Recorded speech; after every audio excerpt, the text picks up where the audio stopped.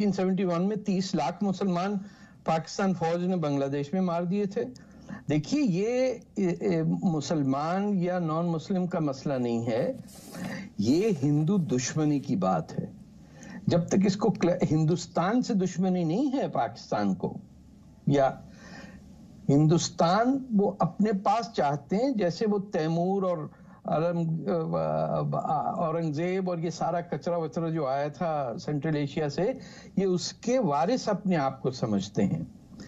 और अगर इमरान खान कहते हैं, जैसे आरती ने कहा कि मुझे नहीं पता क्या हो रहा है चीन में, ये ऐन मुमकिन है कि उन्हें ना पता हो। वो बहुत ही, आप ज्यादा उसको वैल्यू ना दें, बहुत ही बेचारा डफर किस्म का आदमी है, उससे दो काम एक वक्त में नहीं हो सकते। वो 3 बीवियां कर सकता है, 3 चीजों पे एक साथ नहीं सोच सकता वो। तो ये जब तक आप क्लैरिटी नहीं आएगी आपको, और हिंदुस्तान में जो हिंदू कम्युनिटी है वो शायद अब तक समझ नहीं सकी है।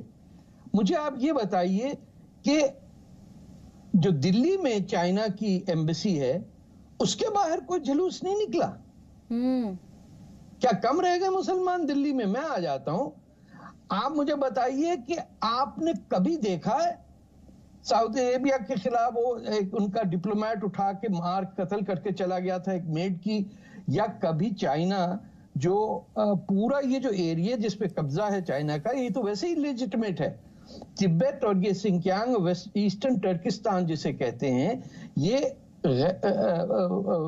चाइना का एरिया है ही नहीं। इस पे 50 से कब्जा किया हुआ है। ये तिब्बत का भी इशू है, लद्दाख जो है और गिलगित बल्तिस्तान है, इस पे नजर चाइना की इसलिए क्योंकि वो जो सड़क बना रहे हैं गवादर तक, बलूचिस्तान का जो पोर्ट है, और इंडिया को घेरा लेना चाहते हैं कि बांग्लादेश से और श्रीलंका से भी उनके अग्रीमेंट्स हैं कि किस तरह वहां नेवल पोर्ट्स बनाए जाए, किस तरह इतना उधार दिया जाए कि वो कंट्रीज बैंक्रप्सी की हालत में जाके फिर चीन के हवाले हो जाएं।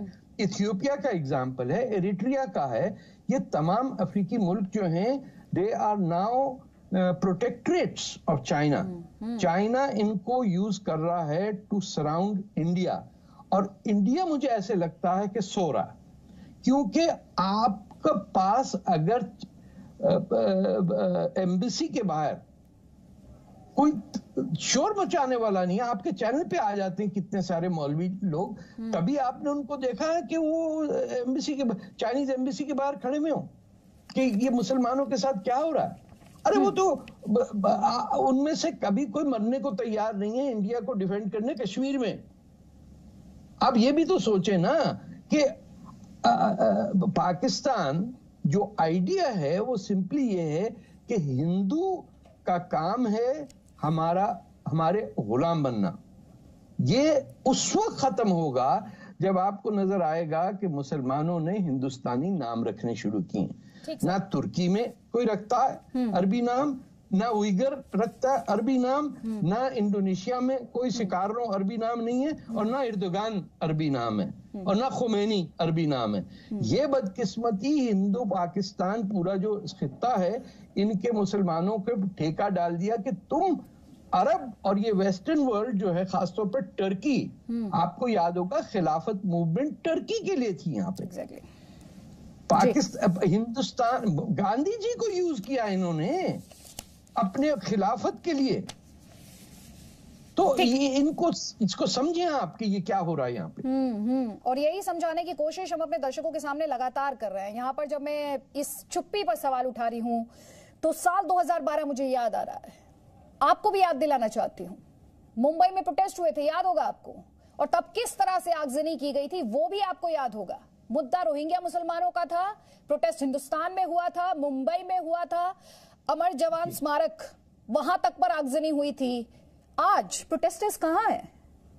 क्या चीन में रहने वाले मुसलमान नहीं है? और मैं जिन मुसलमानों की बात कर रही हूं उनसे जुड़ी इंफॉर्मेशन आप लगातार देख रहे हैं, इस वक्त अपने स्क्रीन पर देख रहे हैं। एक हिस्टोरिक फैक्ट का जिक्र तारिक फतेह ने किया था, शिनजियांग। चीन ने इस पर अपना दावा कब किया? जब सीसीपी, कम्युनिस्ट पार्टी की क्रांति हुई उसके बाद ये प्रोविंस चाइना में शामिल हुआ, ये प्रांत चाइना में शामिल हुआ। अगर इस प्रांत की बात खासतौर पर यहां पर की जाए, मैं चाहूंगी इस पूरी इंफॉर्मेशन को एक बार फिर से हम अपने स्क्रीन पर लेकर आए, फुल इंफॉर्मेशन स्क्रीन पर लेकर आए, तो आप समझ लीजिए जिस शिनजियांग प्रांत की बात हम कर रहे हैं, इसका आकार, इसका साइज 1.5 गुना ज्यादा है पाकिस्तान से, और बांग्लादेश के मुकाबले बात की जाए तो 12 गुना ज्यादा है। ये इसके ज्योग्राफिकल स्पेस की बात कर रही हूं।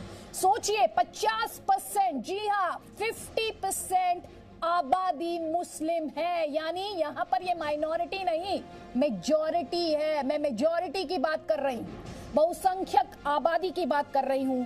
और इस प्रांत की सीमाओं की बात करें तो भारत समेत 8 देशों से मिलती हैं, और इन 8 देशों में से 5 देशों में इस्लाम सबसे बड़ा धर्म है। और इस बहुसंख्यक मुस्लिम जनसंख्या के लिए यहाँ पर दाढ़ी रखने पर पाबंदी है, यहाँ पर रोजा रखने की इजाजत नहीं है, यहाँ पर महिलाएं जो हैं वो बुर्का नहीं पहन सकती हैं, ये लोग अपनी मर्जी से कोई त्योहार नहीं मना सकते हैं, लेकिन फिर भी कोई सवाल पूछने वाला नहीं है। इस्लामिक देश इस पर चुप्पी क्यों साधे हुए हैं? जो लोग 370 पर सवाल पूछ रहे थे, उनके मुंह में दही क्यों जम गई है?